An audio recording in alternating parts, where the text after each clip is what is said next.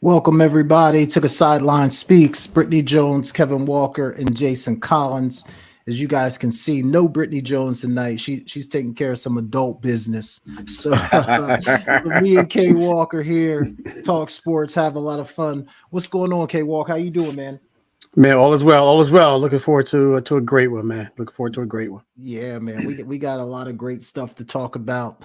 And if we run a little short tonight, K Walk, I got a couple bonus topics. Okay. I didn't privy you to them, but Okay. depending on the time, we might slide a couple of those in as well. Because Sounds usually good. when we got the 2-man team, we kind of move through things pretty quickly. So Right. I think K Walk, we gotta start with the NCAA tournament on both sides, men's and Yeah. women's. Let's have those conversations. I want to start with the women's tournament, K Walk, Yeah. selfishly because that I've been more locked in on that side, Yeah. and it's been some great basketball, man. Mhm. But let's kind of go through a step by step. Let's start here. Any surprises for you so far on the women's side? You know what, Jay? With the women's side, it seems to always seems to go according to plan, if you will. Like usually the higher seeds are pretty much the ones that pretty much live up to the hype and handle business, Yeah, if you will.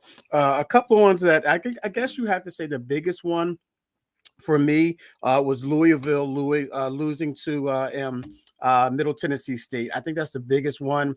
Was an 11 seed losing or 6 seed losing to an 11 seed. So I think you got to start there. And then they gave I forget who they played after that in Middle Tennessee State, but they gave them a run for their money yeah. as well. So I guess you have to say that's the biggest one, the biggest upset, the biggest surprise to me. I picked Louisville in the bracket, but unfortunately it didn't work out for me there. Another one that I had down wasn't really I guess you can call it a big one, but Duke beating Ohio State Yes. as well. I thought that was huge for sure because I did have Ohio State going far. I didn't think Duke was, because like I stated earlier, I didn't think Duke would win or get it done because of the fact of the matter is, like I said, usually women's tournaments go according to plan, again, if you will. So that was a big surprise to me. So Louisville losing to Middle Tennessee State, and then Duke upsetting. I don't know if you call it upset. I guess you would call it upset. It's March Madness, so let's call it an upset, ladies and Yeah. gentlemen. Duke over Ohio State for sure. Yeah, and especially I think because Ohio State had the number 2 seed, Yeah, some people thought maybe they could even come out of that region and get to a Final Four. So I agree with you. I think we do got to put it in that upset category, K Walk. And yeah, and I'll tell you what, that's another signal, I guess, that the women's game is getting stronger yeah, because K Walk, as recent as 3-4 years ago, it was chalk, like all the way yeah, until the yes, Final Four. Like yes, there were no upsets. Like these lower seeded teams or higher seeded teams, however you look at it, they just yeah, weren't good enough to beat some of the best teams in the country. But now we're seeing that competitive balance is actually there. So yeah, those were the two. I agree with you, K Walk. The surprise, upset, however you want to call it. I think those were the two big ones. I see you're rocking the Sacred Heart shirt, K Walk. They yeah, weren't able man. to pull off the upset. Nah, man, What nah, happened they there, man? weren't, man. I meant to wear it last week, and I totally forgot. But so it's never too late to rock the Sacred Heart Pioneer shirt. So Yeah, go Pioneers, man. yeah. For my I'm daughter. with you. Another story that kind of came out last night after UConn's big win over Syracuse, which and you've been a little higher on UConn than me. I said I don't know if they're even going to make it to the Sweet 16. Yeah, You've been more like it's UConn. They're going to no, get there, right, and right. you're right. And to me, they looked pretty good last night. Some of their young Yeah, freshmen are starting to show that they're ready for the moment. But what I thought was interesting, K Walk, is Gino Ariema last night said about Paige Beckers. He said, "Look, we have the best player in the country. We have the best player in the country. Her numbers might not be as big as some others, yeah. but efficiency wise, playmaking wise, skill wise, we have the best player in the country." What are your thoughts on what Gino said about Paige? Yeah, I can see him coming. I mean, first of almost, he's got to say that about his best player. I mean, he's Yeah, got to put up there in the ranks. But to Paige's defense, man, she has been hurt a lot in her yeah, career. So this is the first time she's been healthy for a long time. You can see the talent there, Jay. You can see her. I don't know if she's in the category as Caitlin Clark. I don't know if she's in the category as Juju Watkins, and a couple of other that I'm feeling them. Just are the top two in my head. Yeah. Cardoza there, Angel Reese as well, and the list goes on. And I think you'll probably get to like maybe 8, 9, 7, 8, 9 before you actually mention Paige's name. And I think that has a lot to do again with her being hurt for the most of her for the last 2 years, a year and a half, however long it's been. But yeah, you got to expect that from any coach. I mean, you got to expect that from any coach because right now you're in the tournament and you're trying to cut down those nets, and you hear all the hype about those players I just mentioned, and you're not hearing about Paige Becker's name being mentioned in those categories. And the way she played last night, I guess you can see that those numbers did show that she's a top tier player. So yeah, I agree. I'm not saying she's the best in the country by any stretch of the imagination, but I can see where he wants to start that conversation, and that conversation can be had and can be it is very debatable as well. But I still have Caitlin Clark and Juju as my top two for sure. Yeah, and I think too, like, because I think Caitlin and Paige came out in the same class, and Paige was always ranked the number one player in the class. But as you alluded to, she's been hurt. She hasn't played a lot of basketball, and Caitlin obviously just took off, and kind of just elevated herself to that number one spot. Paige is a heck of a player. Like, I can understand why Gino is saying the things that he's saying. Obviously, you're going to get a lot of pushback from Caitlin Clark fans and Iowa fans with that statement, but I don't think it's a crazy thing to say. I agree with you. I think it's debatable, and obviously he's got to stick up for his player, K-Walk. But yeah, I found that to be pretty interesting. Sticking on the women's side, K-Walk, we had some upsets, some surprises, a lot of chalk as well. Has your Final Four changed at all? Do you want to make any changes to your Final Four based off of what you've seen so far?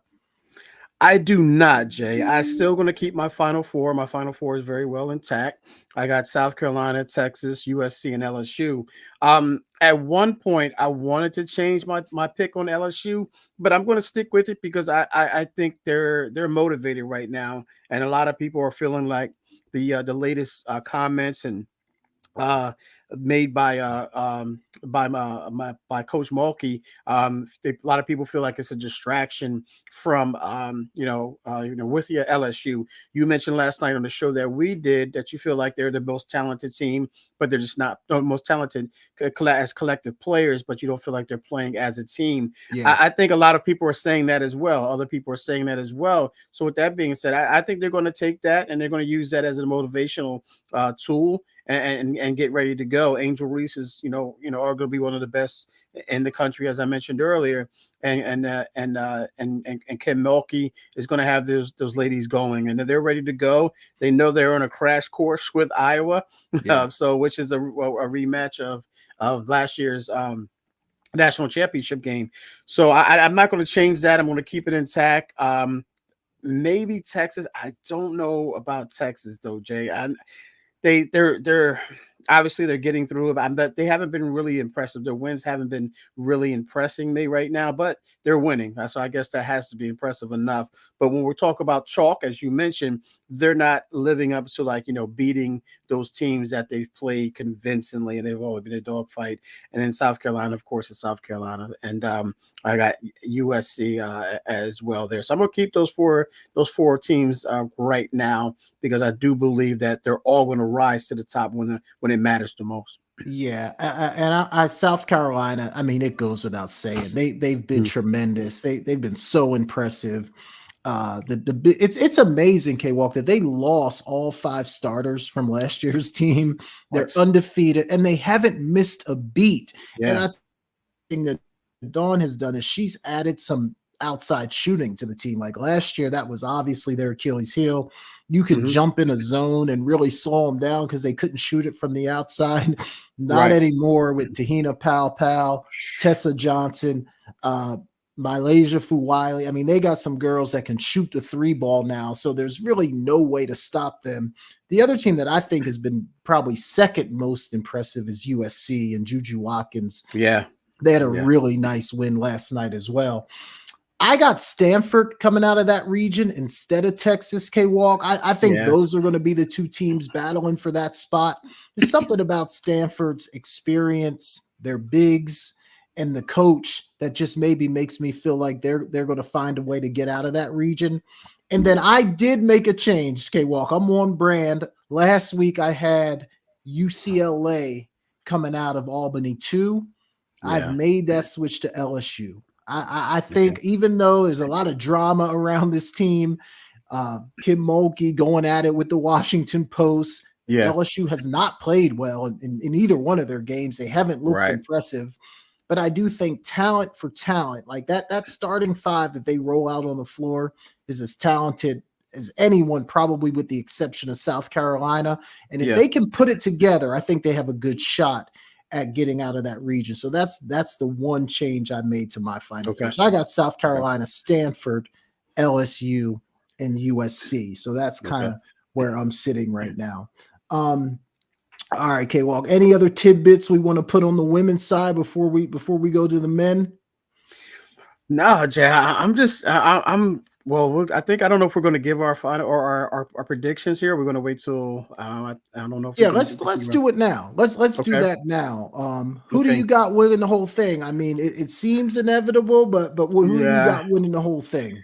Jay, on my in my bracket, I got South Carolina. I got South Carolina over Texas, and then I got USC over LSU. And then obviously USC meeting South Carolina in the championship. Yeah. Now my bracket says South Carolina over USC, but I'm going with USC over South Carolina. I don't want to wish this on the South Carolina Gamecocks. I think they had a heck of a season, and it'll be just a travesty. I think that was the word we used last night on the show we Yes. were on last night, Jay.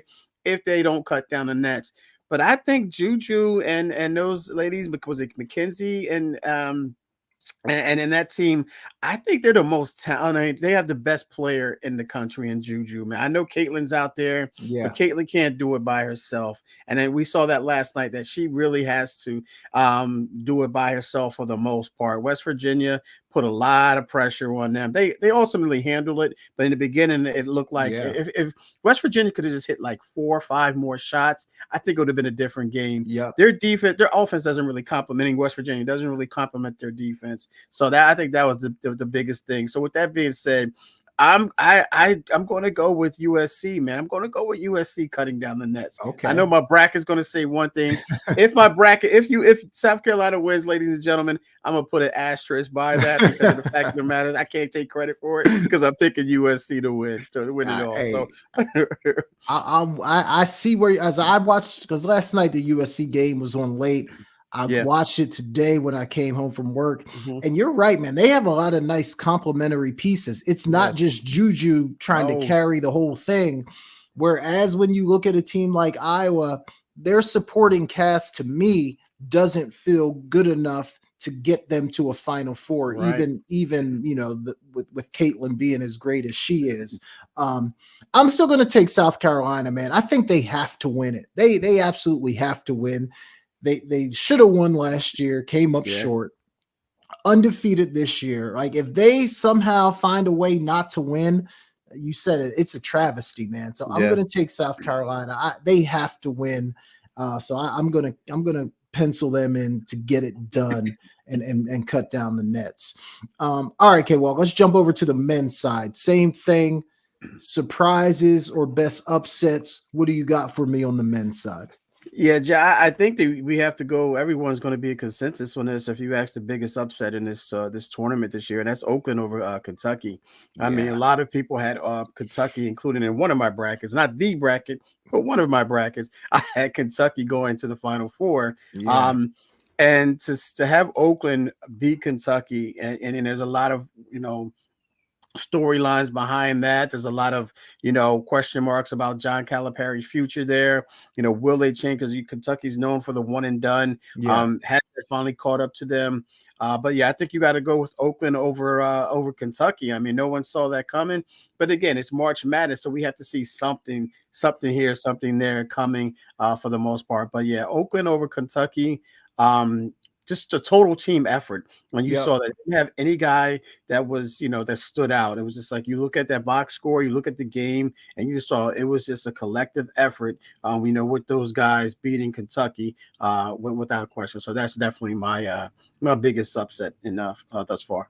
Let's stay on this one for a second, K Wall, because I don't want to let Calipari off the hook here, man, Can't, because this can't. guy, look, I mean, he fancies himself as one of the best coaches in college football. Correct me if I'm wrong, but I think he's only got one national championship. I mean, Yeah, one last is it yep. just one? All these years, all these great players that have come through there, one championship.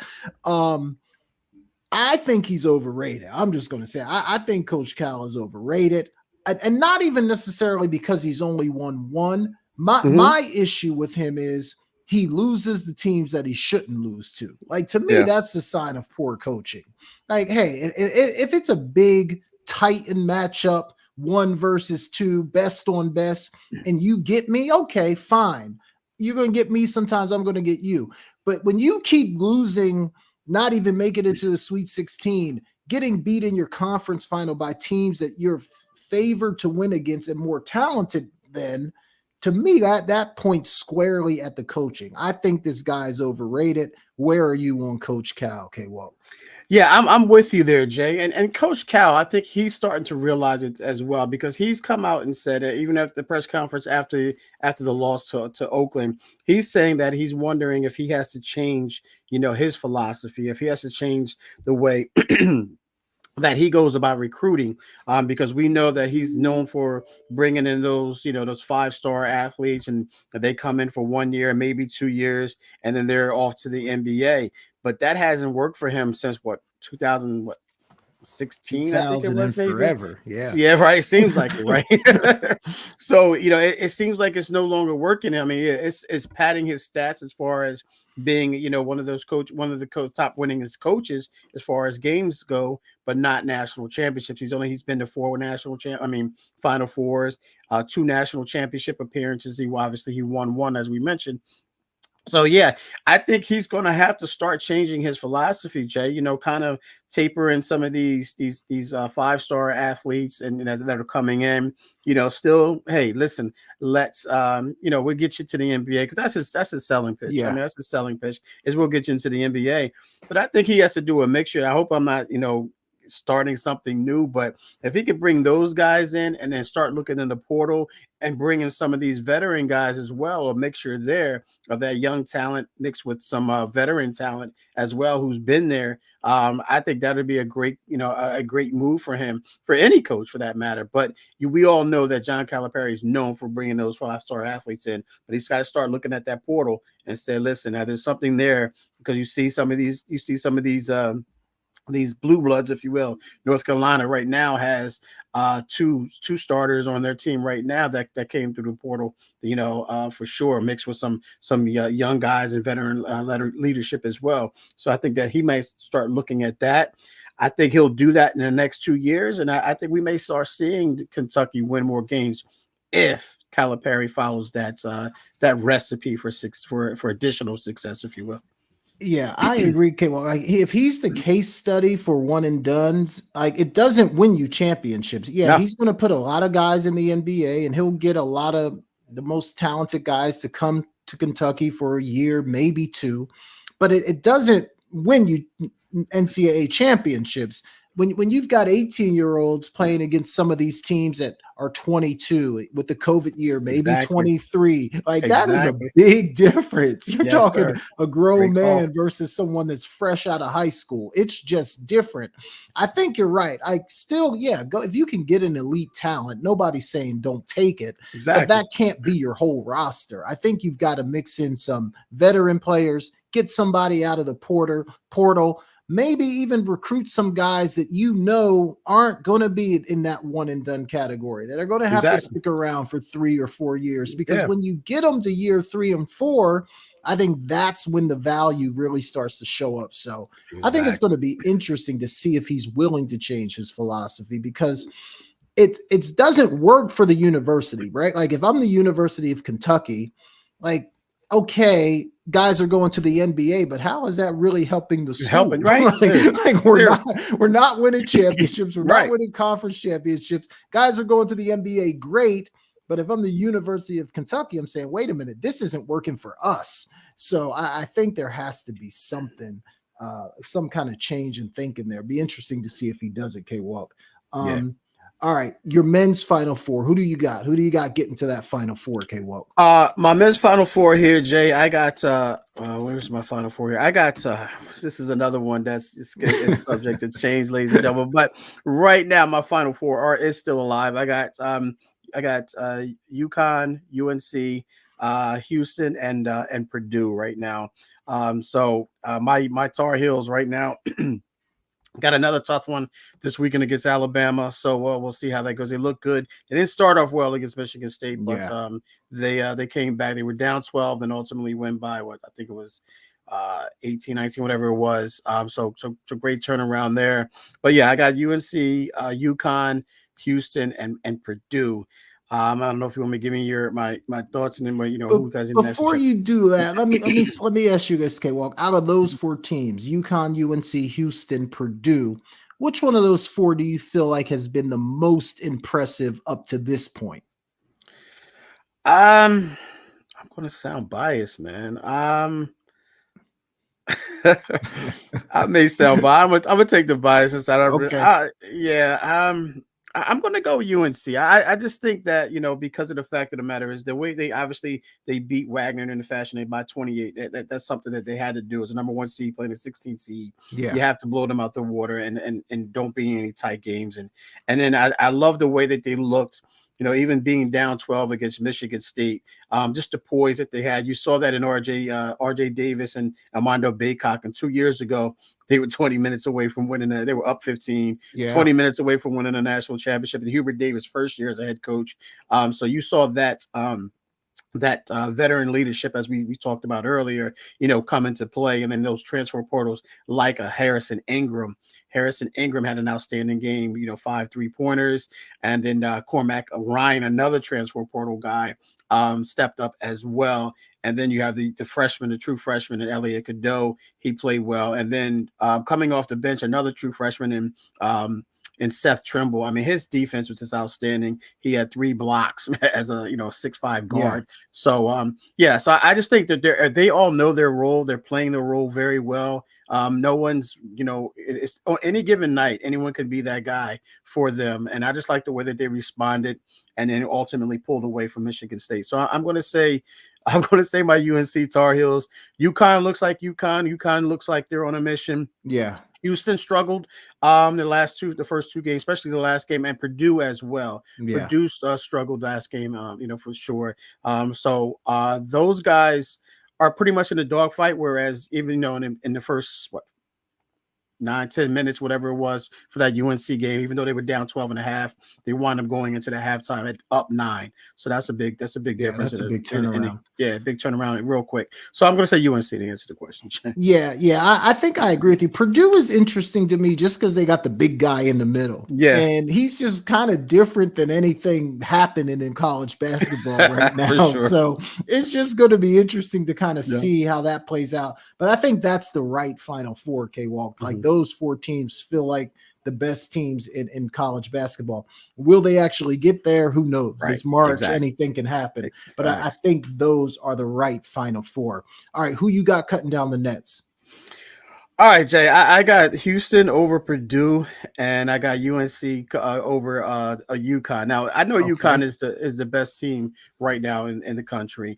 My son and I went to UNC UConn here at Madison Square Garden earlier in the season, and UNC looked good. I just think that it was early. UConn looked good. I think UNC early, you can see that they were talented, but they didn't have that chemistry at the time.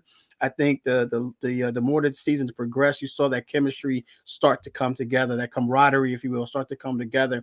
It's a revenge game. If they can get there, if those Titans can clash again, Jay, I think UNC is going to come out with a chip on their shoulder because they got Spencer, who I'm not a big fan of, talks a lot of trash. He backs it up. Don't get me wrong, but he talks a lot of trash. UNC didn't take too kindly to that in the Madison Square Garden. So if they can meet in there, I'm going with UNC. So I'm going to go with UNC. I think all these teams are going to be on clash courses. And then I got Houston over Purdue. I just think Houston's a very, very, very, very talented team. Purdue has 80, of course, Yeah. 7'4". It's hard to guard him. I don't think, and there's not too many people who have the big that can guard him one-on-one. And his supporting cast, I'm not really impressed with the supporting Right. cast there at Right. Purdue. So it runs through Edie, and if you can get him in foul trouble somehow, and I think Houston can do that. So I got Houston over Purdue. I'm going to go Houston over you in North Carolina, man. I think Okay. Houston. Okay. I think Houston is a really a talented team from top to bottom. Their bench is deep. And those guys they just look like a professional. Oh, I don't want to say professional football. I mean football. I mean basketball teams.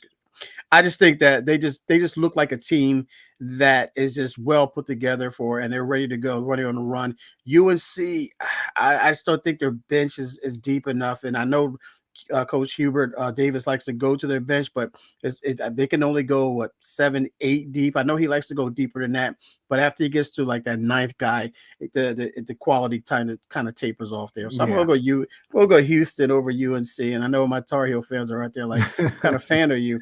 I'm just gonna go through that because maybe maybe I'll be wrong, because if I bet on it and I'm wrong, then then that means I win.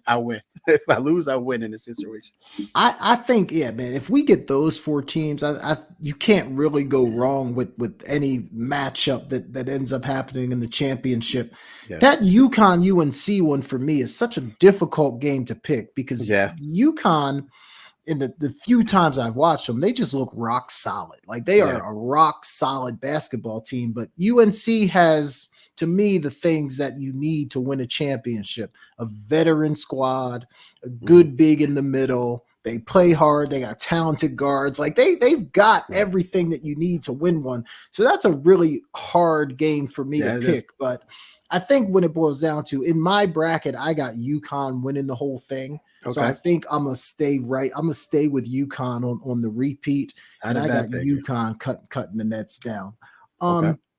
Let me do one more basketball question before we jump over to football, K-Walk, because we talked earlier about Caitlin Clark, and obviously we know she's going pro. Paige Beckers has said she's coming back to UConn for another year. Angel Reese hasn't said anything at all yet. She hasn't decided if she's going to come back to LSU or go to the WNBA. Let's talk about Angel Reese for a minute. Number one, do you think she should go to the WNBA or stay at LSU? And if so, what kind of WNBA player do you think she'll be? No, Jay, I think that she should stay one more year, because I don't think she's really focused right now. I don't think she's focused on basketball. I think she's more interested in what's going on, outside of basketball, off of the court. We got those. She has those NIL deals. I'm not saying that's what it is, but we saw in the beginning of the season that she wasn't there. There was no real explanation as far as why she wasn't there. A lot of people were saying it's disciplinary actions, things of that nature. So we really don't know why she was absent there. I think she has a lot of growing up to do, in my personal opinion. And again, that money's probably talking to her. And I think if it's about the money, then she should stay in college.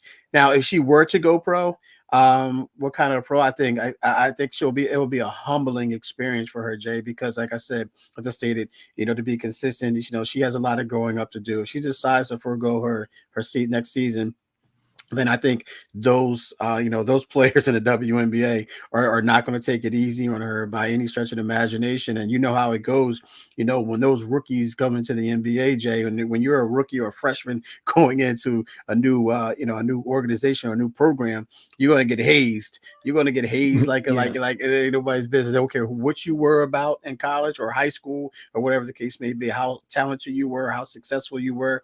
Now you're back. You're starting all over again. And I don't think she's going to be able to handle that from a mental standpoint. I could be wrong, ladies and gentlemen, but just seeing how she reacts, when a more talented team or a team, especially against South Carolina. I know she wasn't part of that scrum, if you will, that incident. Yeah. But she didn't want any part of it either. She wasn't there to help her team. I know they said she had an ankle injury. So, but yeah, but you kind of missed me with that. But Yeah. nonetheless, yeah, to answer the question, John, I think she should stay in the in college, do a little bit more growing up, if you will, and then if she does forego that season, then I think it's going to be again a humbling experience for her. And she's going to have a lot of work to put in if she wants to be successful in the WNBA. Yeah, I 1000% agree. I think she should stay. I think skill wise, she's got some things she needs to work on because Yeah, when she plays against someone her same size, like the post moves are not there. She doesn't really shoot it great from 15 feet. Like, yeah, she's a great rebounder. Like, yeah, there's no question about that. She gets off the floor quick and she just has a knack for getting to the ball. So I think she's an outstanding rebounder, but skill wise, offensively, I think there's definitely some things that she can get yeah, better at. I think she should go back to LSU, partly because of what you alluded to. The WNBA for her, I think, is going to be a struggle. yeah, And you might have an opportunity right now at LSU to capitalize more off some NIL stuff. I saw her in a commercial the other day. I saw her doing a photo shoot not too long ago. So yeah, she's capitalizing off the for court. sure.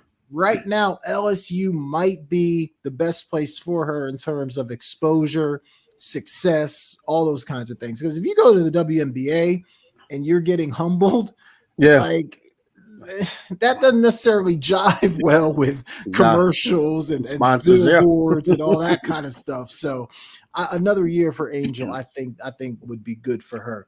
What about Caitlin Clark, man? Obviously, she's going to be the number one pick in the yeah. draft. What kind of impact do you see her having when she goes into the WNBA?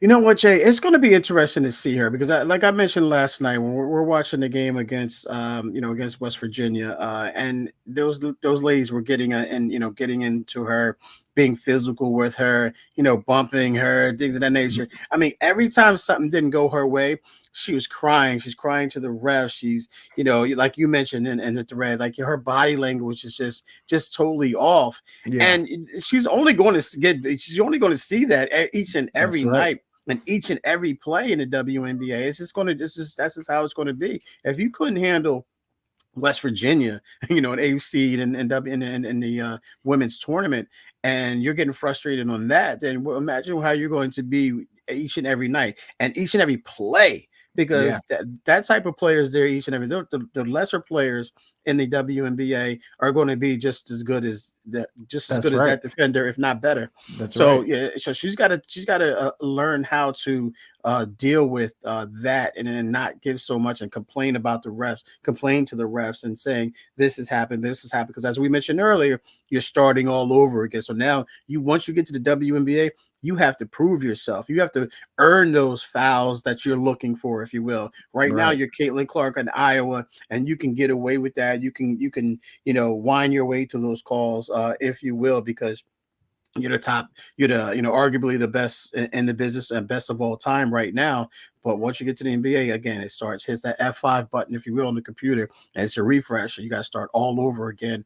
So, yeah, I think she has to learn how to play better, play under those circumstances, and learn how to, just get better. She's going to have to get better. I mean, if that's Yeah. possible, Yeah. she's going to have to get better and learn how to deal with those, those physical players, because again, like I said, she's going to get it each and every play, each and every night. Yeah. And when you're the number one pick, it's just natural. Like you're going to Yeah, have a target on your back. Teams are circling that game against you. yeah, You're going to get everybody's best punch that night. Like, yeah, so you're right. And I don't like her body language. I think she has to work on that. Always complaining about the officials if she doesn't get a yeah. call. Like the WNBA is so competitive because they don't have a lot of teams. Like Right. there's not a lot of bad players in the That's what I'm saying. WNBA. Like Right. all those girls can play. Yeah. So there's no nights off, man. And the other thing too, like I think she'll be. I'm not saying she's not going to be good. I think Oh no, she'll no, be not she'll me be either. able to Okay, yeah, score the basketball. She's going to yeah, be able to shoot all that.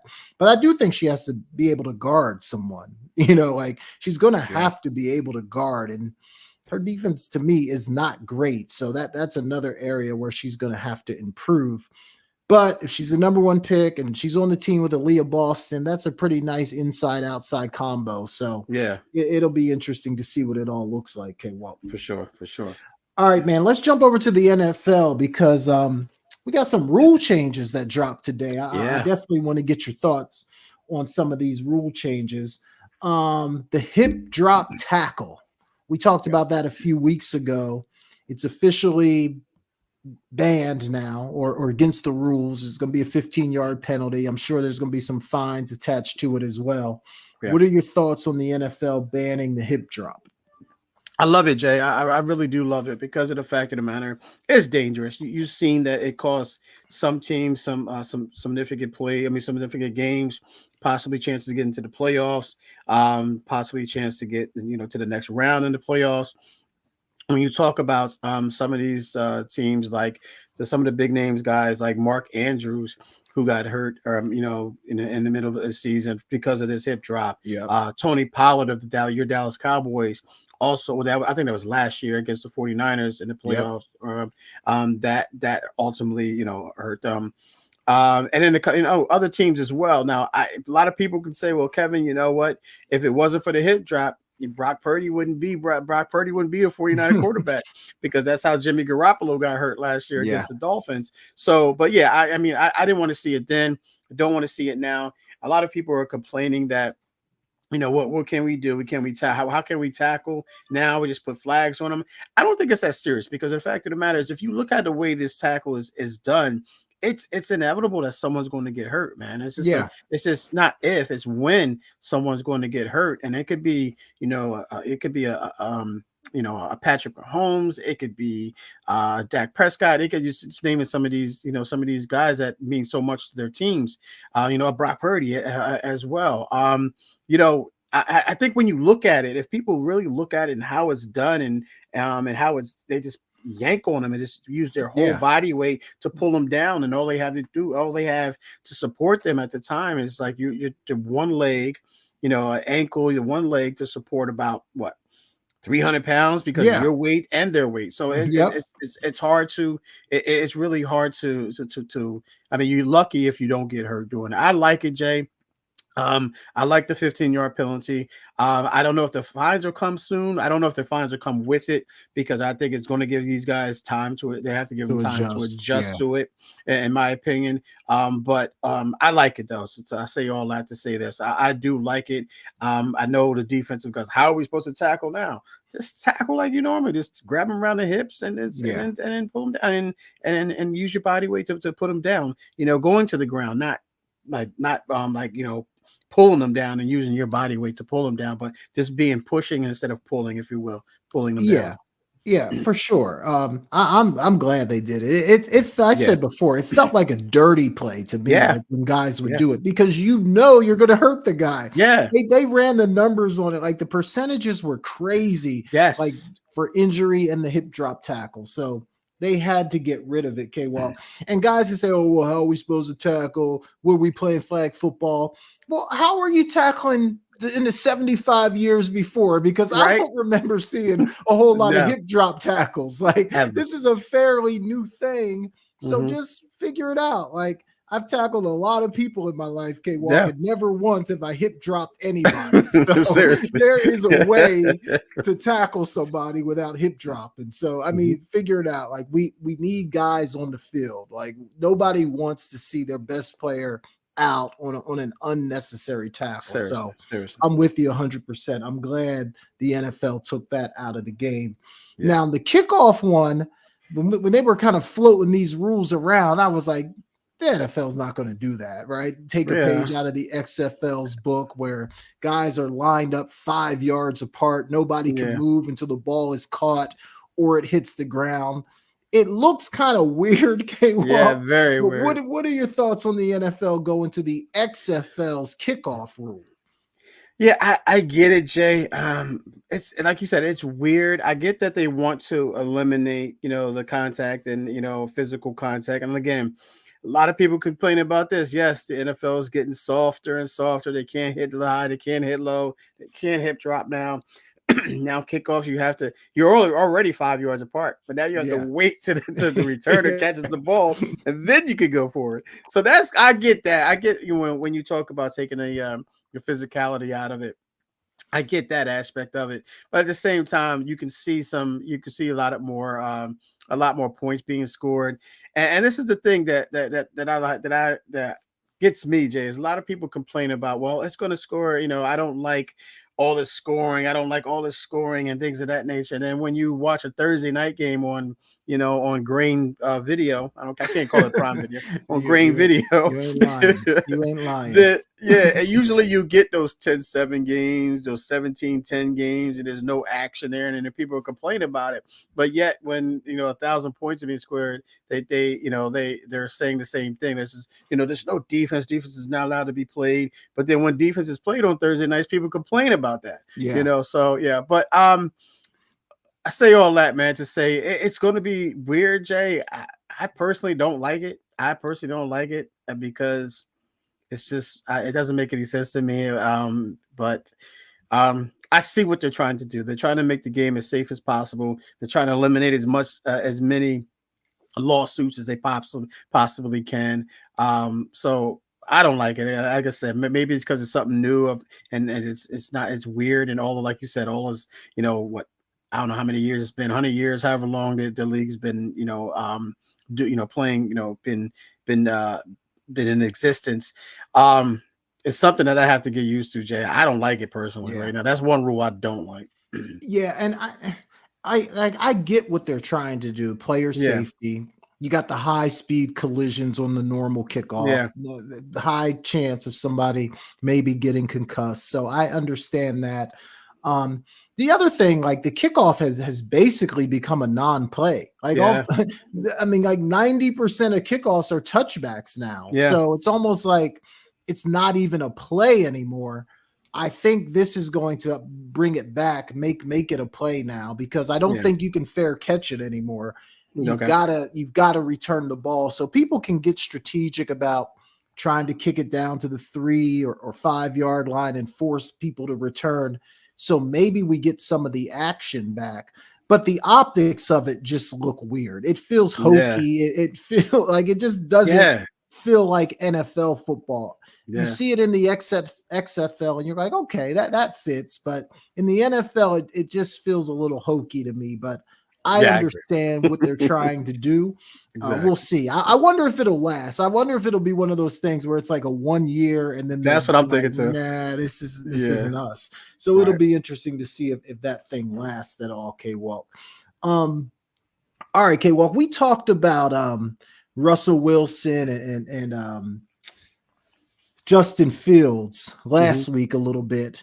And now we got a little bit more clarity on the situation. Mike Tomlin came out. He said, look, the way I look at it is Russ is in pole position, based on his experience, his work ethic, what he does in the offseason, his leadership. He's got pole position right now. I think that's important for our organization. But then he went on to say, but when we get into training camp and the bullets start flying, Justin Fields is going to have a chance to compete for that job, which is good to hear, because at first it was being reported that he wasn't even going to have a chance to compete, which felt crazy to me. What are your thoughts on what Tomlin said, and how likely do you think it is that Fields might end up being the starter in Pittsburgh? Yeah, I love what he said there, Jay. I mean, he's in pole position. Basically, he's saying right now he's our QB1. When you look at race and you look at NASCAR, just because you're in pole position, it gives you the best chance to win, but doesn't necessarily mean you're going to win that race. Exactly. So, him being in pole position is giving him the best chance to win. He's going to get the most reps to start off.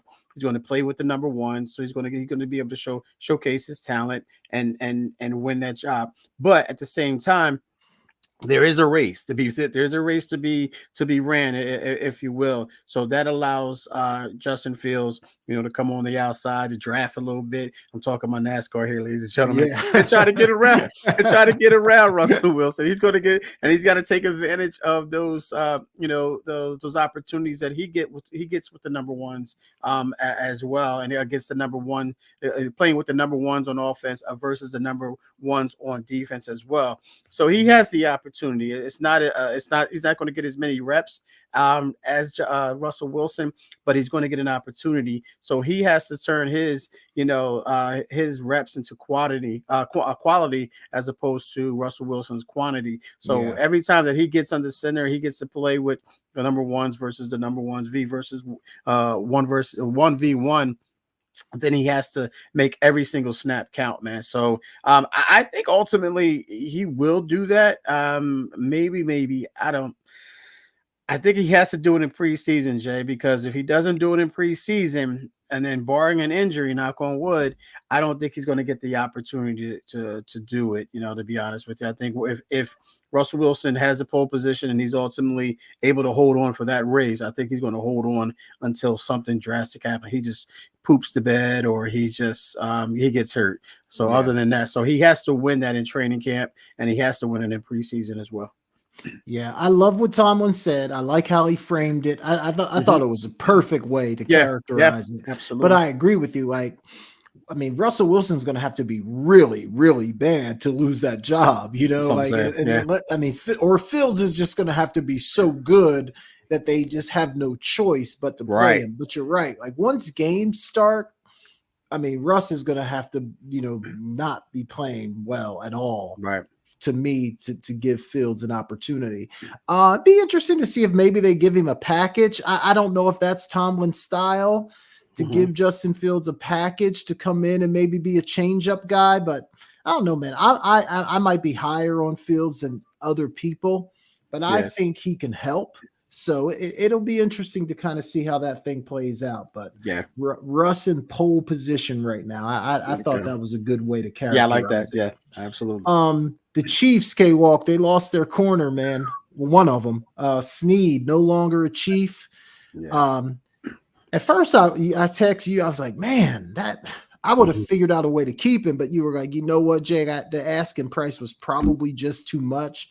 Yeah. And then I'm like, yeah, you're probably right about that, K-Walk. So what were your thoughts on Sneed leaving, and how big of a loss is this for KC?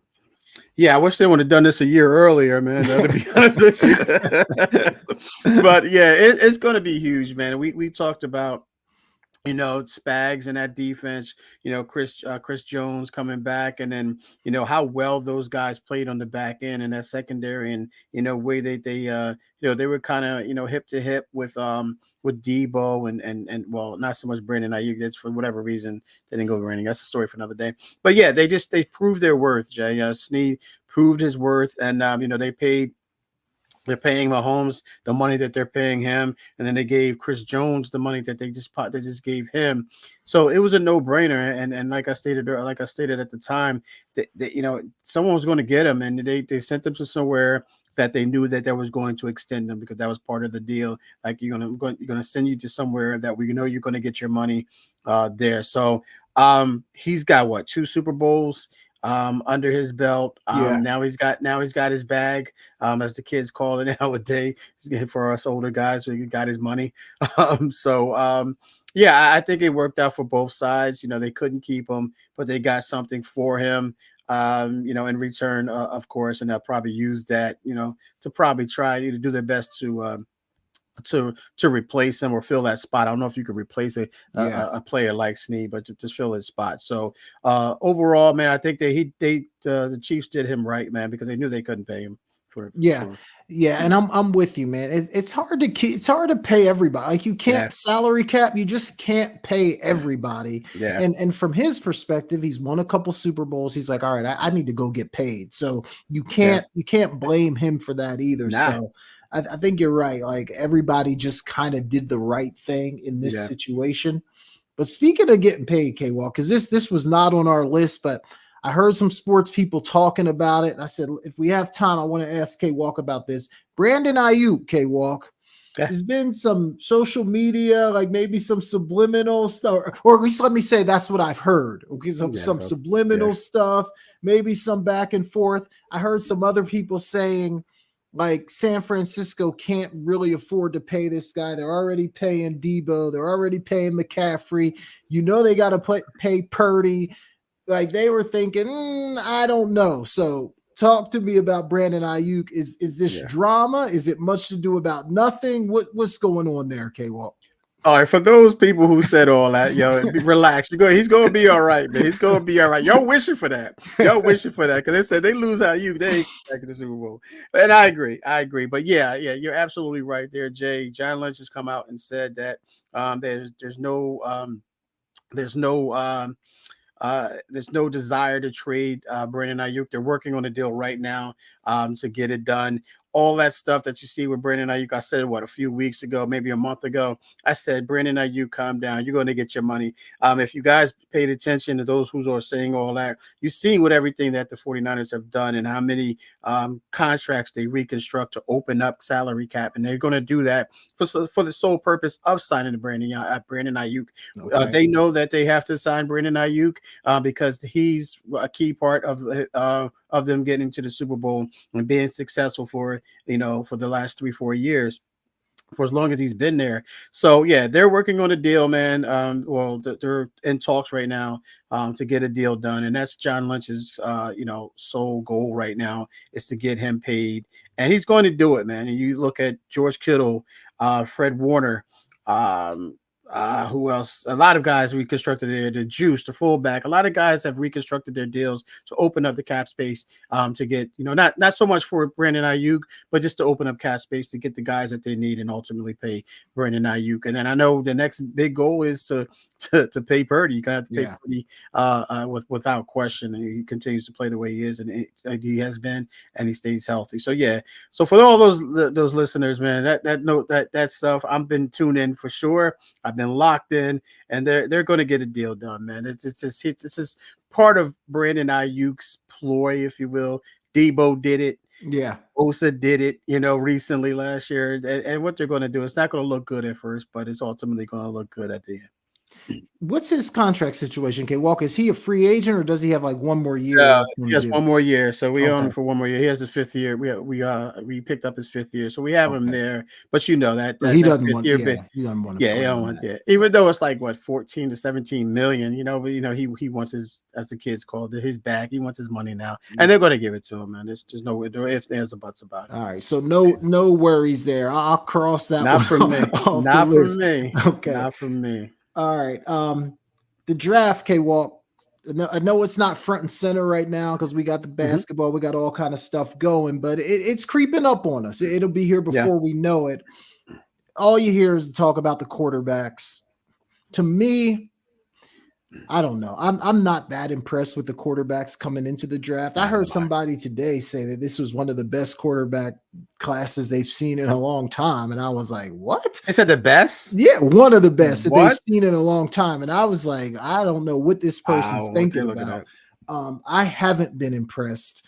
But let's talk about some of the non-QBs, K-Walk. Who maybe give me 2, maybe 3 guys who you think these are some of the best non-QBs in the NFL draft.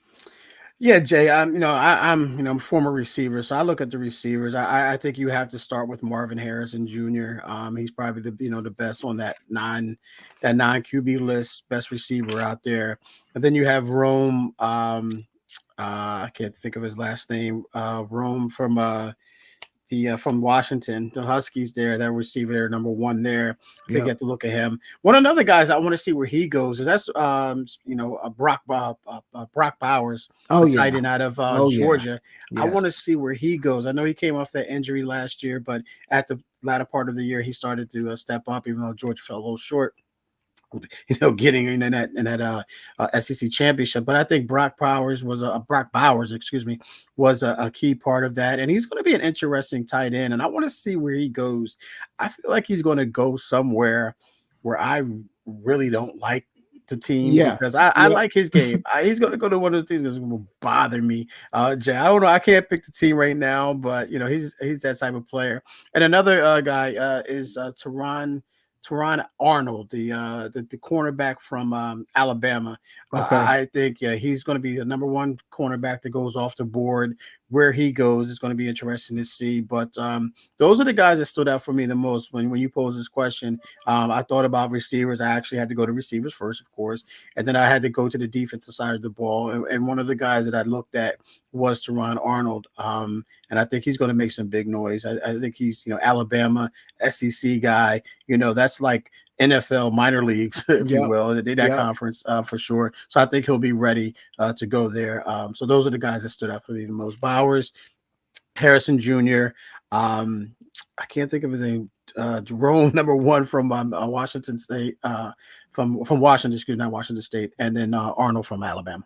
Yeah, I've never been more happy to see a player leave Ohio State than Harrison Jr., man. My goodness. Played against his father, Jay. I played against his father. He's the reason we haven't been able to beat those guys, man. Yeah, So yeah. I've been so happy to see him go. But you're right, Brock Bowers, man. He's going to be interesting. Like, where will he end up? And like, he's a guy. Like, if he gets on the right team, he could have a huge impact. Yes. And the tight end position in the NFL over the last couple of years has really kind of exploded. K-Walk. Yes. We saw some young guys like Sam Laporta, like in Detroit, and there's another young tight end that played really well last year too. I can't think of his name right now, but the tight end position is alive and well in the NFL. So Brock Bowers is going to be a nice fit there for sure. I got a couple bonus topics, K-Walk, because I saw this one on SportsCenter like almost right before we came on. John Mara of the Giants was talking about Daniel Jones. I think he's going to get like $35 million this year or something like that, K-Walk. But he was saying if they fell in love with a QB, they would take a QB at number 6. Is that surprising to you? What are your thoughts on the Giants potentially drafting one of these QBs? No, I'm not surprised, Jay, because the fact of the matter is Daniel Jones has proven not to be reliable, available for the most part. We see that. I don't know how many games he missed last year. And even when he is healthy and he's on the field and he's available, he's turning the ball over. He's constantly, I think he led the league in fumbles last year or the year before. So they gave him that $35 million, and now they're and you got to look at this organization now. Now you're looking like you let Saquon go, you pay Daniel Jones. Now you're saying we may draft a quarterback, and like, come on now, that's the organization today, Jay. I don't know what happened to that organization. When Eli was there and the other guy, number 21, was there. And, the guys that won the those guys there. I don't know what happened there, and their way of thinking and the way of their approach. Because I think a few years ago, Daniel Jones was a 6th or 7th pick overall out of Duke, and no one saw that coming. And now you give this guy $35 million a year, and then a year after that, you're saying that we may draft a quarterback. So with that being said, this team right now, they have a great defense. If you look at what they did on defense, they got Burns, they brought in Burns, they got Thibodeau, those guys. So they're okay on defense. Their offense is a little suspect. You don't know who's going to be their quarterback, who's going to be their running back, things of that nature. So I'm not surprised because Mara just doesn't know, what's going on right now on that offensive side of the ball. But it's going to be interesting to see, who they bring in. I mean, who they draft. I know there's a lot of surrounding saying J.J. McCarthy is that guy.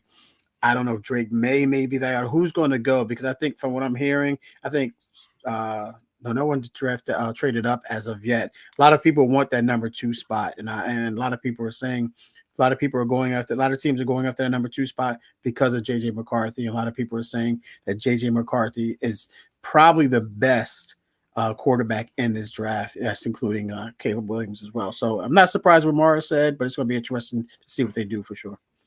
Okay, well, yeah, that you're right. Like the way you pointed that out, giving Jones the money, letting Saquon go. Now you're thinking about getting the QB. Like it just seems a little like I don't want to say Yeah, incompetent, but it's getting yeah, close to and that's that. what it looks like, Jay. And then like you have to say, okay, well, what's he going to look like without having Saquon in that backfield? Like it ain't going Right, to be better. right. So There's no, that's interesting. But just the fact that I don't know, maybe I'm wrong about JJ McCarthy, but just the fact that people are saying that he's yeah, the best guy in the draft, I don't see it. And I've watched him a lot at Michigan. I was shocked when they were saying he was a first round pick, let alone the best guy in the draft. But maybe I'm wrong. Maybe I'm missing something yeah. there. I don't know, K-Walk, but it's definitely going to be interesting to see how it plays out.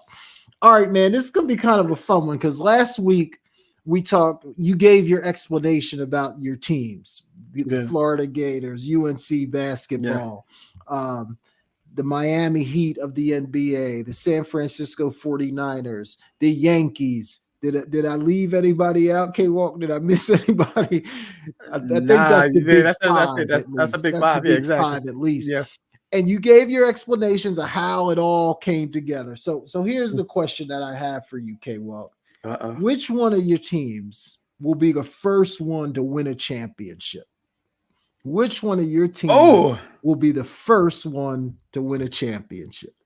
so Now you you mean it? almost blew my question up because I thought you were going to pick Okay, UNC to win okay, it all earlier, but you went okay, with Houston.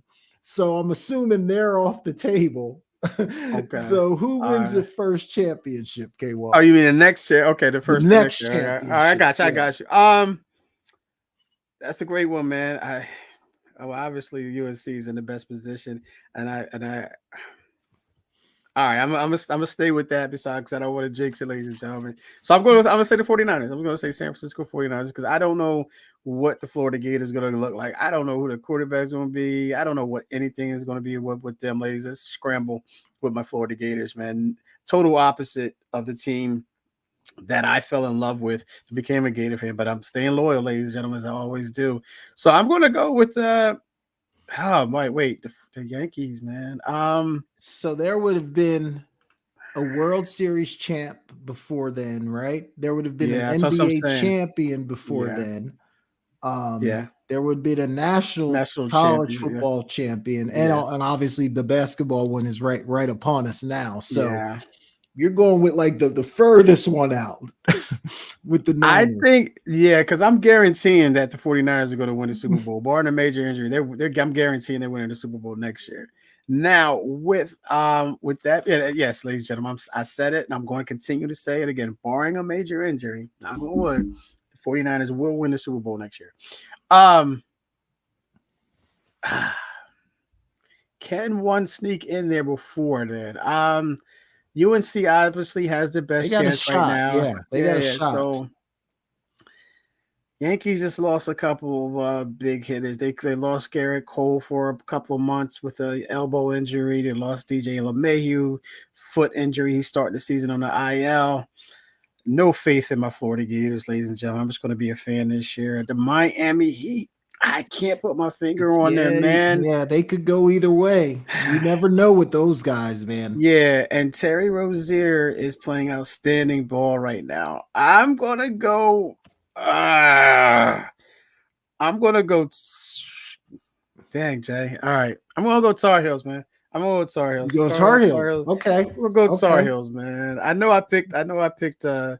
Houston went to win it all, but I'm gonna go Tar Heels, man. I'm gonna go Tar Heels. Hey, They're that's there. a good bet. I mean, I think they're Tough going to one, be Jeff, right tough there. They're going to you get to the Final Four, man. You know, you're right there. So yeah, that's a tough one. That's definitely a tough one. Especially Thursday night, man. That's gonna be a tough one against Alabama, man. So yeah, put me on the spot there, man. I wish you gave me more time to think about that. But I like my All pick. right, I like man. my pick. Let's do our rant and who's balling, and then we'll wrap this thing up. Every week, Yeah. ladies and gentlemen, we want to take a minute, just get something off the chest, say whatever you want. You got 1 minute. The floor is yours. K-Walk, I'll start with you, man. What you got for us tonight? Yeah, Jay, I have two here. I don't know which one to go with, man, because both of these have to do with sports gambling, ladies and gentlemen. So I think you know where I'm going with this, Jay. So I'm gonna go. I guess I'm gonna go with this. I'm gonna go with the second one here, man.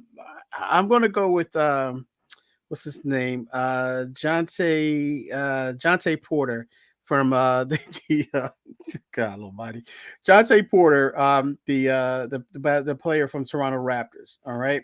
So what he did was he placed two bets. Well, someone placed two bets, not him. I'm not saying him. Placed two bets, player props, ladies and gentlemen. What that is player props. If you're not a bettor, if you're not a gambler, what it means is like you bet on how many points is over and under for how many points you would score, rebounds, or what have you.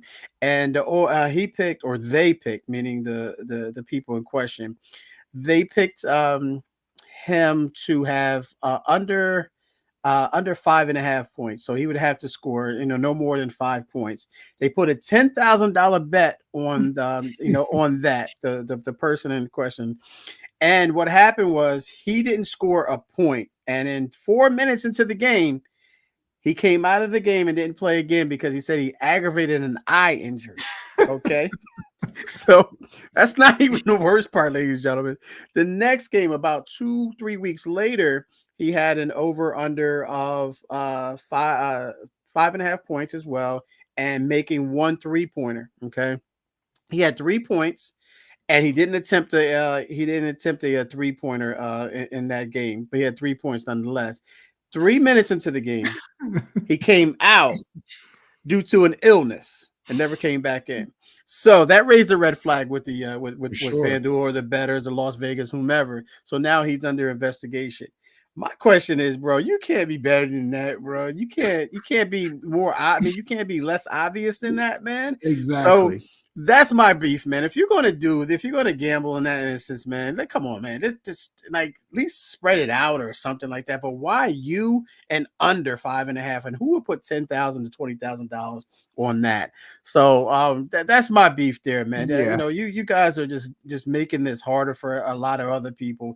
My other one was Otani, but that's still under investigation. I just don't. That's a Maybe I'm weird gonna make one it. too, man. Yeah, I'm gonna make it. I'm gonna double it up. Like, Jay, I'm not sure about you, but anytime a transaction happens in my bank account, you get notification. You get notification. I have nowhere near $4.5 million in my bank account, and I'll get, a $27 transaction, whatever the case may be. Said, did you authorize this? And that things of that nature. So you mean to tell me $4.5 million, you never got a notification, or your financial advisor didn't get a notification? All right, so I'm just going to double up on this, Jay, because I can't pass this one up. But these guys with this gambling stuff, man. So I think Otani had knowledge of this, and I really think that he was paying this guy off. I think he was paying off his debts, to be perfectly honest with you. He came out, he had a press conference yesterday and said he had no knowledge of it and he was stealing money from his bank account. Why does your interpreter have access to your bank account? That's another red flag for me. So I think he paid it off. And then, the investigation, it's like, well, you can't do that. So now he's saying, okay, well, you're fired. And then, you're fired. We have to let you go. I didn't know. And now you got to play the dumb role. I didn't know. So those are my rants. I know it was a little long, ladies and gentlemen, but that's right on, K-Walk, because you hit it right on the head. With Porter, you're like, number one, why are you even doing this? But number two, if you're going to do it, can you do a better job of it? Don't check yourself out of the game with 3 minutes into the game. Oh, my eye is hurting. Oh, I don't for the same game. Come on, man. Like, how bad is that? When I heard that story, I couldn't believe it, K-Walk. Oh my God. I mean, can you be more obvious? Now, Otani, man, like that, like you said, like, wait a minute, you're telling me $4.5 million comes out of my account and nobody calls, there's no notification, nobody's calling to say, hey, did you confirm this? Like, that doesn't make any sense. And you're right, like, why does the interpreter have access to your bank account? Seriously. That doesn't, it's something with that story isn't adding up, K-Walk. And then at first, what even makes it weird is at first he's like, "Oh yeah, I paid it off," and then Yeah. turn around and say, "Oh no, he stole it from me." Come on, like which Yeah. one is Yeah. it? Like Yeah. it doesn't make sense, man. So two ugly situations, man. Two For very sure, ugly man. situations. Cakewalk. Mine, I don't even know if I call it a rant, but it's more just bad timing, K-Walk. But you and I both said we were going to try to watch some UFL football when it kicked off here. Yeah. They kick off this Saturday, K-Walk. It couldn't be a worse time Right? to start your league this Saturday and Sunday with all the great men and women's NCAA basketball happening this weekend. There is no way in the world I'm going to tune in for a UFL game. So Right. I just think opening week, like the calendar, like figure it out. Try to ease in on a weekend where you might actually get some eyeballs, because I have a hard time believing there's going to be a lot of people tuning into the UFL opening weekend when we've got so much great basketball that's going to be happening. So UFL, really bad timing. I'm going to watch, just not this weekend. So just bad timing on that one, For sure, man. brother. All right, okay, well, let's go to who's balling, man. Every week we want to shout out a team, a player, a coach, somebody who's just absolutely getting it done. I had to take a picture of this one, man, for mine because I wasn't going to be able to remember all these accolades, but I'm shouting out my Penn State wrestling team. Wrestling scene three. Yeah. Let me hear.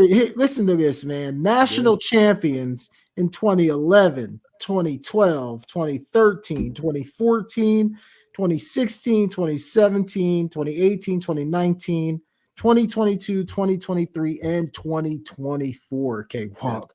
They've won 11 out of the last 13. Yeah. It's ridiculous. We're officially we're a wrestling school. We're a wrestling school. And I think they broke like every record, like for points, for margin of victory. Like they just did it all. So Penn State men's wrestling team, absolutely balling. Yes, What sir. you got, Yes, sir. Yeah, it's so funny. I said that. I meant to send that to you, Jay. And I'm looking at these dudes. I'm like, dang, these dudes are stacked. They should be playing on the D line or something like that. For real. But I'm gonna go, Jay. I couldn't narrow it down to one player.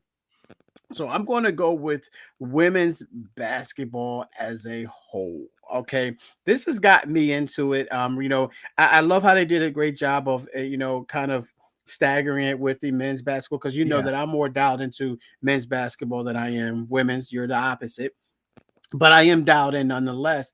And I like, if you were in this particular room, this area, I have 4 TVs. I have one here and I have 3 over there, ladies and gentlemen. And I just have every TV. I have women's, and I'm just so into women's basketball.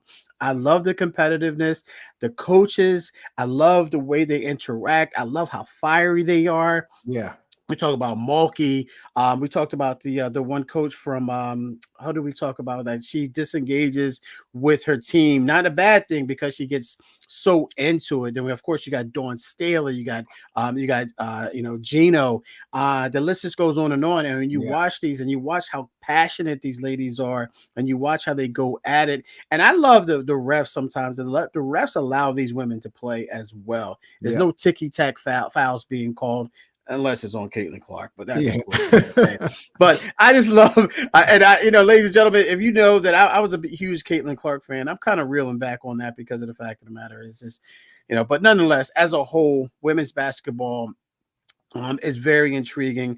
I'm into it as much as I can be. And I lean on Jay for some stuff, but for the most part, it's very fun to watch. It's very entertaining to watch, and I'm huge. I'm turning into a huge fan, ladies and gentlemen, for sure. Yeah, for sure. That's so the women's basketball has absolutely been balling. Yes, no question. It's been a lot of fun, and man, that slate of games on Friday and then Saturday, it is a great slate of games coming up this weekend. So it's not going to stop. All right, good stuff, K-Walk, man. That was a lot of fun. Getting out early, which is never a bad thing. Before we go, man, let the people know where to find you and what you're looking forward to this week. Yeah, for sure. Ladies and gentlemen, you can catch me on Facebook, Kevin Walker, Instagram, Kevin.Walker142, Twitter at Kevin Walker 142.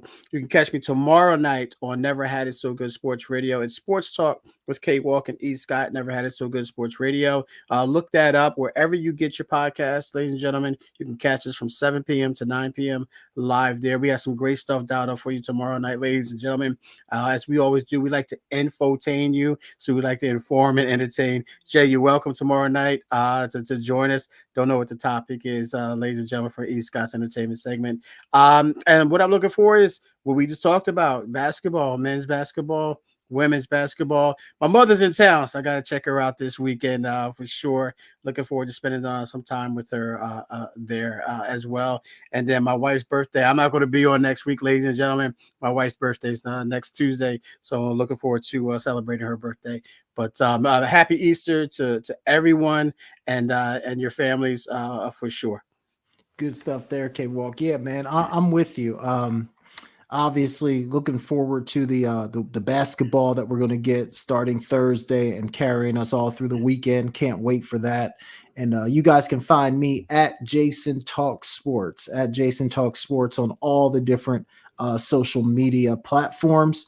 Yeah, and do us a favor, guys. Hit that like button, share it, subscribe. We're growing this thing. It's a slow burn, but we're starting to get some momentum. So anything you can do to help us out, we definitely appreciate it. Subscribe, share it, like it, comment. We'll definitely talk to you in the comments if you leave a comment. So anything you can do, we definitely appreciate it. Also, you can listen to us on Apple Podcasts, Google Podcasts, and Spotify. So check us out there as well. We might be live next Tuesday. We might not. We got K Walks got some stuff going on. I'll be on spring break, so we're trying to figure that out. So if we're not with you next Tuesday, we'll be back live 2 weeks from now to discuss the results of everything that happens. So for Kevin Walker, I'm Jason Collins, and we'll see you guys real soon.